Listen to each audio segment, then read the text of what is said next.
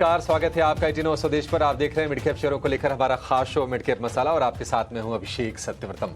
बाजार में कल हफ्ते की शानदार शुरुआत हुई। आज भी लगा कि नहीं कल का रिपीट टेलीकास्ट हो जाएगा, लेकिन पहले ही घंटे में बाजार की स्थिति थोड़ी नरम पड़ गई और इस वक्त आप देखिए निफ्टी है लाल निशान में 24,300 के आसपास है, यानी कि दिन के ऊपरी स्तर से करीब 150 अंकों के आसपास की गिरावट है और निफ्टी बैंक में भी गिरावट ऊपरी स्तर से करीब 500 साढ़े 500 अंकों के आसपास की है।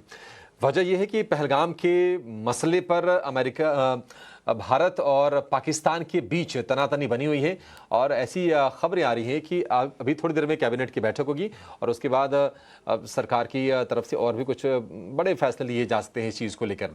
तो कहीं ना कहीं कयास लगाए जा रहे हैं, देखते हैं कि क्या कुछ होता है, लेकिन बाजार में आपको कोशिश रहने को लेकर ही सलाह दी जा रही है। तो आप की रणनीति अगले 3 घंटे में होनी क्या चाहिए, ये जानेंगे। आपके लिए बेहतरीन ट्रेड के मौके जानेंगे अपने एक्सपर्ट्स के माध्यम से और ये भी जानेंगे कि क्या ये जो गिरावट आ रही है आपको यहाँ पर बाय करना है, बुलिश होना है, या फिर अभी कुछ दिन थोड़ा संभल के ट्रेड करना है बाजार में। और एक काम करते हैं, एक पहले वो 3 खबरें लेकर आते हैं मिडकैप स्पेस की, जिससे पता चल जाएगा कि आज मिडकैप में हो क्या रहा है। तो मेगा जो एक्शन है, पीएनबी हाउसिंग में 6% का उछाल है। दिन के दौरान करीब 10% ऊपर था शेयर, थोड़ी सी प्रॉफिट टेकिंग आई है, बाजार जैसे नीचे आए हैं, लेकिन नेट इंटरेस्ट मार्जिन में अच्छी ग्रोथ आई है और एनपीए भी घटा। इसके चलते शेयर में तेजी हम देख रहे हैं। बीएसई का शेयर रिकॉर्ड ऊंचाई पर पहुंच गया है, 3% की तेजी है। अगर आप मार्च के निचले स्तर से देखेंगे तो 1.5-2 महीने में ये शेयर करीब 75 से 80% दौड़ चुका है। बेहतरीन रनअप रहा है, 3800 वाला शेयर हो गया है 6700 रुपए का। दरअसल 2 मई से T+ सेटलमेंट में ब्लॉक डील विंडो को मंजूरी से हम देख रहे हैं कि शेयर दौड़ रहा है और बेहतरीन सत्र आज इसमें हम देख रहे हैं। टाटा टेक बड़े ब्लॉक डील से 6% टूटा ये शेयर और टीजीपी ने 3% डिस्काउंट पर करीब 1.5 करोड़ शेयर बेचे हैं। इसके चलते शेयर में दबाव है, लेकिन आप ओवरऑल माहौल आप देखेंगे कि ठीक है। कुछ निंदा जहां पर खबरें आ रही हैं वहां पर आप एक्शन देख रहे हैं और मिडकैप का भी यही हाल है। आज आपको गाइड करने के लिए, आपको कमाई वाले शेयर बताने के लिए हमारे साथ हैं देश के जाने माने टेक्निकल एनालिस्ट manasjaiswal.com के मानस जायसवाल। मानस जी, बहुत शुक्रिया आपका समय देने के लिए, स्वागत है आपका। चलिए चर्चा की शुरुआत करेंगे, आपसे ट्रेड समझेंगे, बाजार का व्यू जानेंगे, लेकिन सबसे पहले इंडेक्स का व्यू आपसे लेंगे, निफ्टी का 3 घंटे का ट्रेड।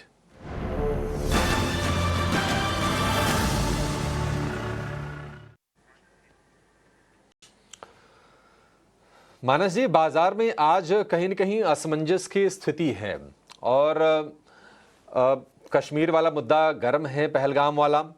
पाकिस्तान की तरफ से बयानबाजियां हो रही हैं, भारत भी तैयार दिख रहा है और इस बात की आशंका है कि कुछ बड़ा हो सकता है। बड़ा इन द सेंस, देखिए भारत बड़े कदम ऐसे उठा रहा है। कश्मीर में सर्च ऑपरेशन लगातार तेज है, कुछ मिलिटेंट्स के घर भी ढहाए गए हैं, पाकिस्तान के खिलाफ एक्शन लिया गया है, लेकिन देश में गुस्सा बहुत ज्यादा उस चीज को लेकर हम सभी के अंदर है। अब किसका अप्रोच कितना रैशनल, बात उसकी रह जाती है। आप जरा ये बताइए कि बाजार में रणनीति होनी क्या चाहिए। अगर आप 3 घंटे का व्यू दे पाए तो बेहतर है, नहीं अगर आप दे सकते 3 घंटे का व्यू तो थोड़ा सा मोटा मोटी 3-4 दिन का व्यू दे दीजिए कि करना क्या है निफ्टी में। नमस्कार अभिषेक जी। तो देखिए, जो परसों गिरावट देखने को मिली थी, फ्राइडे को जो गिरावट देखने को मिली थी, उसके वॉल्यूम्स और कल जब पुल बैक देखने को मिला उसके वॉल्यूम्स में काफी फर्क है। कल पुल बैक में वॉल्यूम्स उस तरह के नहीं थे, जिसकी वजह से हायर लेवल पे निफ्टी को शायद सस्टेन होना थोड़ा सा मुश्किल होगा। इसलिए जो अप्रोच है वो कॉशियस अप्रोच ही रहेगी। हालांकि सेल नहीं करना है, अभी करंट लेवल्स पे आपको बिकवाली करने का ट्रेड नहीं लेना है। बिकवाली करने के लिए 24,200 का आंकड़ा ध्यान रखिए, 24,200 का आंकड़ा बहुत महत्वपूर्ण है। अगर 24,200 के नीचे निफ्टी जाएगा तो फिर आप एक सेल कॉल ले सकते हैं, जहां आप अपने स्टॉप लॉस 24,350 के ऊपर रख सकते हैं और फिर टारगेट आप 23,800 के भी रख सकते हैं। लेकिन अभी के लिए मेरे ख्याल से आज कोई ट्रेड ना ही ले तो बेहतर रहेगा, क्योंकि हाई लेवल पे देखें तो एक रेंज है। डेली चार्ट पे अगर आप देखेंगे तो 24,400 से लेकर 24,475 इस रेंज में रेजिस्टेंस दिखते हैं। तो जब तक 24,475 के ऊपर निफ्टी ना निकले तब तक खरीदारी भी नहीं करनी है। तो फिलहाल के लिए इंडाइसेस से दूर रहे तो बेहतर रहेगा। स्टॉक स्पेसिफिक जहां पर आपको स्ट्रेंथ देखने को मिल रही है वहां पर आप खरीदारी कर सकते हैं, बट फिलहाल के लिए निफ्टी में कोई ट्रेड नहीं है इस टाइम मेरे पास। ठीक है, निफ्टी में कोई ट्रेड नहीं है और देखिए ऊहापोह की स्थिति बनी हुई है और वो अगर आप निफ्टी के लेवल को क्लोजली दिन भर ट्रैक कर रहे हैं तो आपको पता चल भी जाएगा। हरे निशान में बार बार निफ्टी आ क्यों रहा है। वो रिलायंस का दम है। 2.5% ऊपर रिलायंस का शेयर है। कल को और आज को अगर मिला लें नतीजों के बाद तो करीब करीब 8% शेयर चल गया है। और अगर आप अप्रैल के निचले स्तर से देखेंगे तो रिलायंस के शेयर में रिकवरी आ गई है करीब 20% के आसपास की। तो रिलायंस थोड़ा दम दे रहा है और आपको इंडेक्स सपाट दिखेगा। अदरवाइज माहौल थोड़ा सा कमजोरी का है। 24,200 अगर टूटता है तो कमजोरी बढ़ेगी। मानस जी का कहना है कि फिर जो टारगेट बन जाएंगे वो बन जाएंगे 23,800 के। कोई ट्रेड मत लीजिए इंडेक्स में, कोई हर्ज नहीं है। पैसे नहीं बने कोई दिक्कत नहीं, नुकसान नहीं होना चाहिए। हमारा मोटो लगातार यही है कि आपको हम फाइनेंशियली अवेयर करें। जहां मौके बन रहे हैं वो मौके बता के आपको कमाई करने वाले शेयर इंडेक्स के ट्रेड बताएं। नहीं अगर बन रहे तो stay away from market. Stocks में मौके हैं ये जानते हैं मानस जी से। मानस जी बताइए फिर शेयरों में पैसे कहां पर बनेंगे? देखिए, दो रिकमेंडेशन है, एक बाई साइड पे और एक सेल साइड पे। तो खरीदारी करनी है बीएल में। पहले डिस्क्लोजर है कि इस पे हमने अपने क्लाइंट्स को भी रिकमेंडेशन दिया हुआ है। तो बीएल में करंट लेवल्स पे खरीदारी करनी है, क्योंकि यहाँ पर हमने फ्राइडे सेशन में करेक्शन देखा था। 20 डे मूविंग एवरेज पे सपोर्ट लेके वी शेप रिकवरी के बाद आज एक फ्रेश ब्रेकआउट चार्ट पे देखने को मिला है। तो बीएल में 312 रुपए के स्टॉप लॉस से एक ट्रेड लेंगे। 330 रुपए तक के टारगेट पॉसिबल है स्टॉक में। दूसरा स्टॉक में एक बिकवाली करने का ट्रेड लेना है डीमार्ट। देखिए, डीमार्ट के अगर आप पैटर्न देखें तो करीब 3-4 दिन से हम लोअर टॉप लोअर बॉटम बनते हुए देख रहे थे। आज स्टॉक अपने 10 डे मूविंग एवरेज के नीचे फिसला है। इसलिए डीमार्ट में बिकवाली करने का ट्रेड लेना है। स्टॉप लॉस आपके 4366 के रहेंगे और टारगेट रहेंगे 4175 के। ये कैश लेवल्स है। अकॉर्डिंगली आप फ्यूचर और ऑप्शन में ट्रेड ले सकते हैं।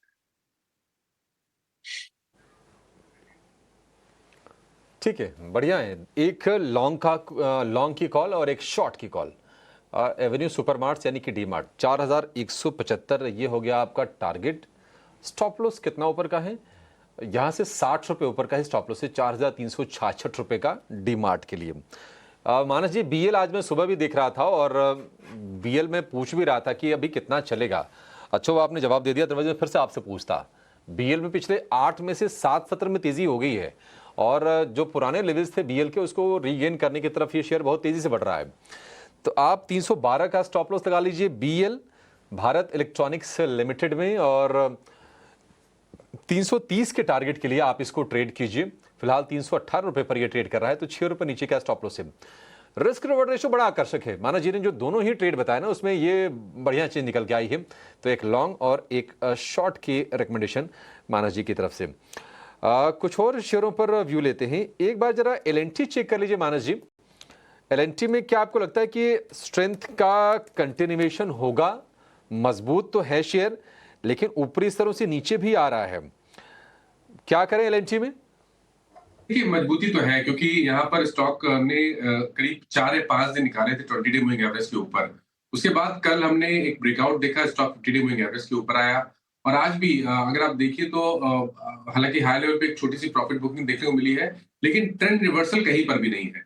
मेरे ख्याल से जब तक ये 3260 के ऊपर ट्रेड करता रहेगा तब तक जो ट्रेंड है वो बुलिश बना रहेगा। और आप उम्मीद कर सकते हैं कि 200 डे मूविंग एवरेज जो कि 3440 है, स्टॉक उसको टच करने की कोशिश कर सकता है आने वाले समय में।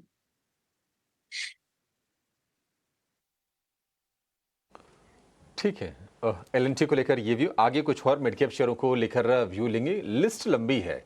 आज अगर हम मिड कैप में तेजी की बात कर लें, Mazagon dock, Cochin shipyard, defence वाले शेयरों में तूफानी तेजी बन रही है।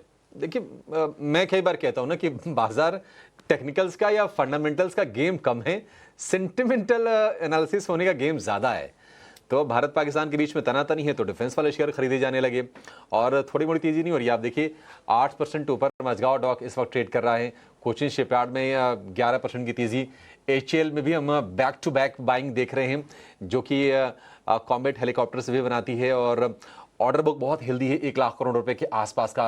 अगर आप एचएएल को देखेंगे तो ये सारे के सारे शेयर चल रहे हैं। इन पर आगे हम व्यू जरूर लेंगे। आज भी एचएएल में 5% के आसपास की तेजी है, तो लगातार मोमेंटम है। मानस जी, इनके जरा चार्ट्स आप निकाल के रखिए और आप जरा ये भी देखिएगा कि कंपैरेटिव एनालिसिस करने पर कहां पर ज्यादा स्ट्रेंथ आपको दिख रही है। इस बीच एक अनुमान समझ लेते हैं अपने सहयोगी से। वरुण हमारे साथ जुड़ गए हैं बजाज फाइनेंस के नतीजों का प्रीव्यू यानी कि अनुमान लेकर। Varun, Bajaj finance consumer finance के दिग्गज, बताइए क्या उम्मीदें हैं और फोकस आपका कहां पर रहेगा नतीजों में? देखिए, नतीजे तो अच्छे रहेंगे। बजाज फाइनेंस ने हालांकि कभी डिसअपॉइंट नहीं किया, लेकिन हाँ, कमेंट्री पे आप नज़र रखिएगा, क्योंकि काफ़ी बार रूरल इकोनॉमी की जो कमेंट्री होती है वो डिसअपॉइंट कर देती है इस कंपनी की। हालांकि पिछले क्वार्टर में वो अच्छी थी, मैं आपको बता दूं।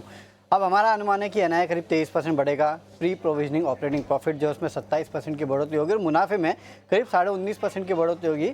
4,574 करोड़ रुपये के आसपास ही आएगा। कंपनी ने अपना क्वार्टरली अपडेट जब दिया था तो कहा था कि जो नए कस्टमर फ्रेंचाइजी है उसमें अच्छी खासी बढ़ोतरी देखने मिली। नए लोन्स बुक जो है 36% की बढ़ोतरी वहाँ पे है। एयूएम में 26% की बढ़ोतरी है और डिपॉजिट बुक जो है उसमें करीब 19% के आसपास की बढ़ोतरी हुई है। तो हमारा अनुमान है कि जो कस्टमर्स एक्विजिशन कंपनी ने किए नए वाले उनके, और साथ ही साथ जो नए प्रोडक्ट्स रोल आउट ये कर रहे हैं उससे कंपनी को फ़ायदा होगा और यहाँ से ग्रोथ को सपोर्ट मिलेगा। हालांकि मार्जिन जो है उसमें करीब 5-10 बेसिस पॉइंट के आसपास की गिरावट होगी और शायद आखिरी क्वार्टर है जहाँ पे मार्जिन में आपको गिरावट देखने मिलेगी। इंटरेस्ट एक्सपेंस जो है वो पीक आउट हो जाएंगे इस बार, तो शायद आने वाले क्वार्टर्स में मार्जिन भी आपको सुधरते हुए नजर आएंगे। क्रेडिट कॉस्ट जो है वो करीब 5 बेसिस पॉइंट के आसपास की गिरावट का अनुमान हम लगा रहे हैं। कलेक्शंस रिकवरी जो है वो काफ़ी अच्छी रहेगी। गाइडेंस पे नज़र रखेगा, निम्स की ट्रेजेक्ट्री कैसी रहती है उस पर नज़र रखेगा। लेकिन नतीजों के साथ साथ एक जो कंपनी ने अनाउंसमेंट किया था कि नतीजों के साथ ये स्टॉक स्प्लिट या बोनस पे भी विचार करने वाले हैं, तो ये एक इंपॉर्टेंट डेवलपमेंट होगा। और आपको याद होगा इस कंपनी के इस ऐलान के बाद कि हम विचार करेंगे, स्टॉक में रनअप भी आया था, तो शायद इसके लिए नतीजों के पहले थोड़ा बहुत सुस्ता रहा था स्टॉक। तो लेट्स सी कि नतीजे कैसे आते हैं और साथ ही साथ ये जो डेवलपमेंट है इस पर मेरी खास नज़र है।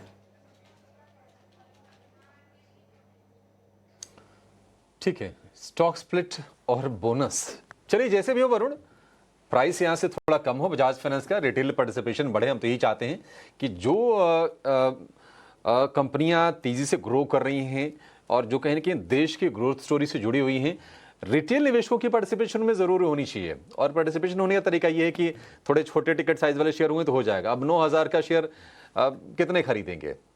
मतलब किसी को लाख रुपए लगाना हो तो 10-12 शेयर, 11-12 शेयर ही मिलेंगे। तो फिर अच्छा है कि बोनस आ जाए या फिर स्टॉक स्प्लिट हो जाए, दोनों तरीकों में प्राइसेस गिरेंगे यहाँ से। ठीक है Varun, thank you so much ये अनुमान बताने के लिए। मानस जी, बजाज फाइनेंस पर एक व्यू दीजिए, फिर आपसे डिफेंस वाला सवाल पूछेंगे।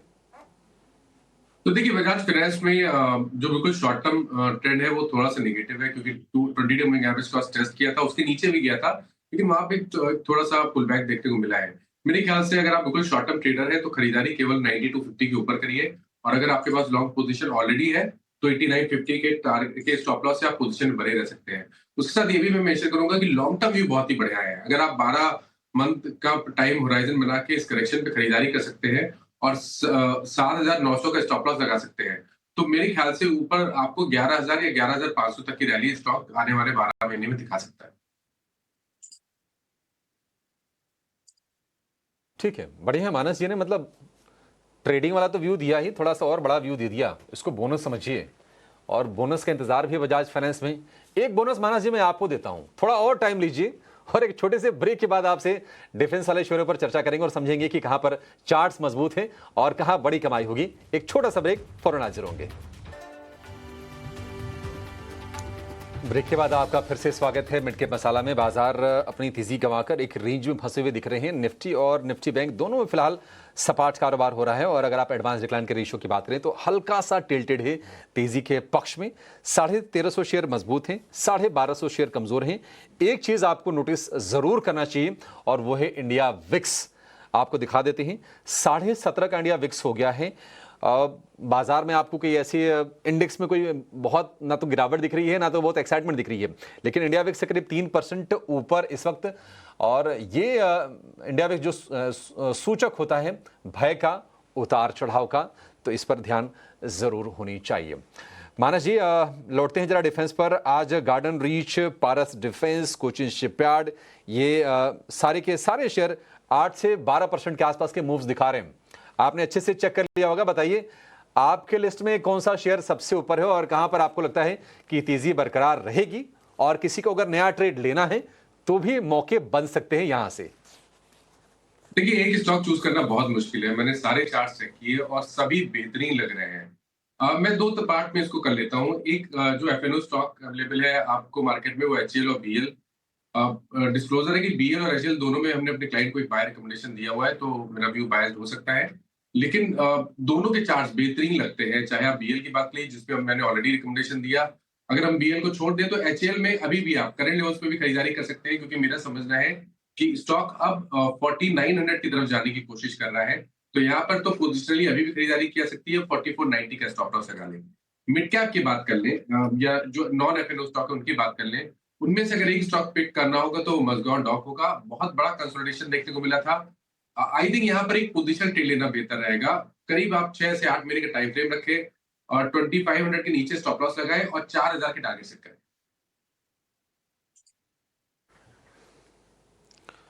ये काम बड़ा आसान कर दिया मानस जी आपने। ये होता है समय थोड़ा मिल जाए तो 2500 का आप स्टॉप लॉस लगा लीजिए, 4000 रुपये का टारगेट। थोड़ा लंबी अवधि का आपका व्यू होना चाहिए मझगांव डॉक के शेयर पर। और एफएनओ में एचएल को लेकर बुलिश है मानस जी। तो ये दो शेयर अगर आपको डिफेंस का प्ले चाहिए, जो लेवल्स आपको मानस जी ने बताए हैं उसका आप ध्यान जरूर रखिएगा ये रणनीति बनाते वक्त। एक रियल एस्टेट वाला शेयर जरा पता कर लेते हैं जहां पर आज तेजी में दिख रही है, और वो है प्रेस्टीज एस्टेट का। मोमेंटम अच्छा है, 1060 के आसपास सपोर्ट लिया था शेयर ने और अब 1360 के ऊपर जाकर ये शेयर कारोबार कर रहा है। यानी कि 300 रुपए के आसपास की ऑलमोस्ट एक तरफा रैली है। बीच में एक दो दिन शेयर नीचे आया होगा तो आया होगा। प्रेस्टीज अभी कितना चलेगा मानस जी? और प्रेस्टीज ही ठीक है या फिर कोई और शेयर आपके रडार पर है रियल एस्टेट में? देखिए, रियल एस्टेट में इस टाइम के लिए तो सबसे बेहतरीन प्रेस्टीज ही लग रहा है। स्टॉक करेक्ट हुआ था फ्राइडे के सेशन में, 50 डे मूविंग एवरेज पे सपोर्ट लिया, रिकवरी में 100 डे मूविंग एवरेज को रीगेन कर लिया। आई थिंक नेक्स्ट टारगेट 1425 के आसपास का हो सकता है। तो आज इंटरडे सेशन में जो गिरावट देखने को मिल रही है उसको एक बाइंग अपॉर्चुनिटी की तरह देखें और 1319 के स्टॉप लॉस खरीदारी करनी है 1425 के टारगेट के लिए। ठीक है, 1420 के टारगेट के लिए 1420 का टारगेट होगा। प्रेस्टीज के लिए 4% की तेजी है, लेकिन शेयर अभी ये और चलेगा प्रेस्टीज का। आज निफ्टी के 3 नतीजे हैं। बजाज फाइनेंस के अनुमान की तो हमने चर्चा कर ली। ट्रेंड के नतीजे भी आज आने वाले हैं। ये रिटेल की कंपनी है, वैल्यू रिटेल की। अनुमान क्या है? हालांकि देखिए, अगर आप ट्रेंड के शेयर को देखेंगे तो 8000 रुपये के आसपास शेयर पहुंच गया था, वहां से काफ़ी ज़्यादा करेक्शन हमने देखा। 4000 रुपये के आसपास के भाव देखे और फिर से थोड़ी रिकवरी की शुरुआत हो गई है इसमें। अनुमान बताने के लिए हमारे सहयोगी स्नेही हमारे साथ जुड़ गई हैं। स्नेही, ट्रेंड बताइए, नंबर्स कैसे आएंगे और फोकस कहाँ पर रहने वाला है?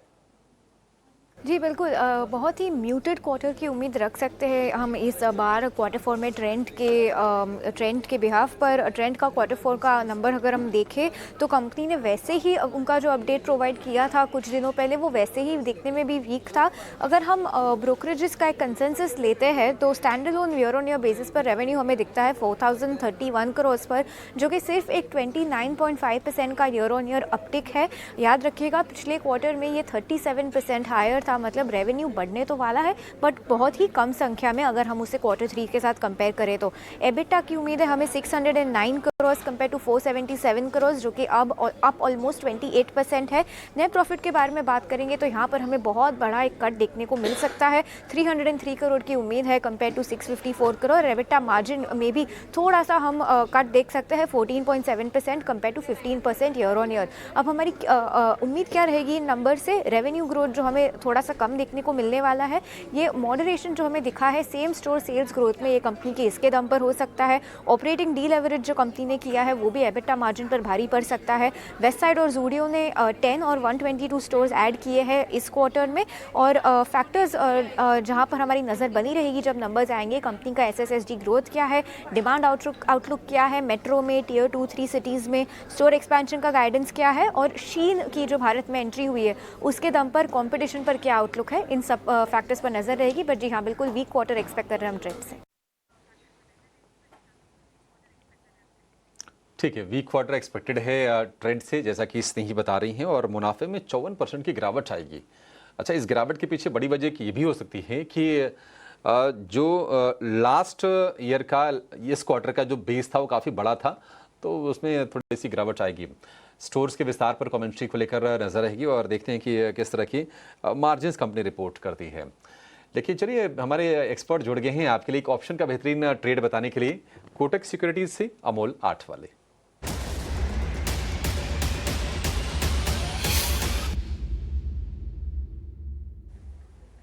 अमोल जी, बहुत शुक्रिया आपका। बताइए सर, कहाँ मौके आप देख रहे हैं, पैसे कहाँ पर बनेंगे? जी नमस्ते and good afternoon.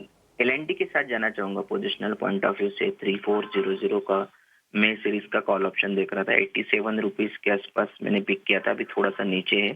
Positionally target निकल के आ रहे हैं 155 के और स्टॉप लॉस रहेगा उसका 62 रुपीज का। मैक्स प्रॉफिट उसमें हो सकता है 10,050 का और मैक्स लॉस उसमें हो सकता है 3750 का। इंटरेस्टिंग फॉर्मेशन, एक तो बाउंस बैक के बाद स्टॉक कंफर्टेबली 20 और 50 डे सिंपल मूविंग एवरेज के ऊपर ट्रेड हो रहा है। दूसरा, हायर बॉटम फॉर्मेशन स्टॉक ने डेली चार्ट्स पे मेंटेन किया है, थोड़ा सा ऊपरी लेवल पे दबाव जरूर है, बट अगर यही पॉजिटिव मोमेंटम या रिवर्सल फॉर्मेशन कंटिन्यू रहता है तो पोजिशनल पॉइंट ऑफ व्यू से देखा जा सकता है।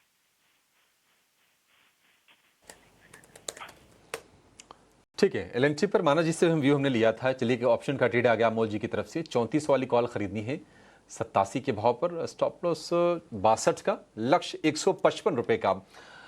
हल्की सी तेजी आज हम देख रहे हैं, ऊपरी स्तर से थोड़ा सा नीचे आ रहा है, अपॉर्चुनिटी आपके लिए यहाँ से बन सकती है।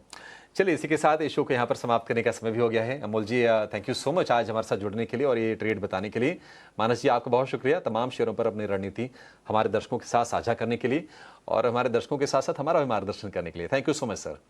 चलिए इस शो में फिलहाल इतना ही, एक छोटे से ब्रेक के बाद लेकर आएंगे कॉर्पोरेट कनेक्शंस, आपके जाएगा नहीं। नमस्कार।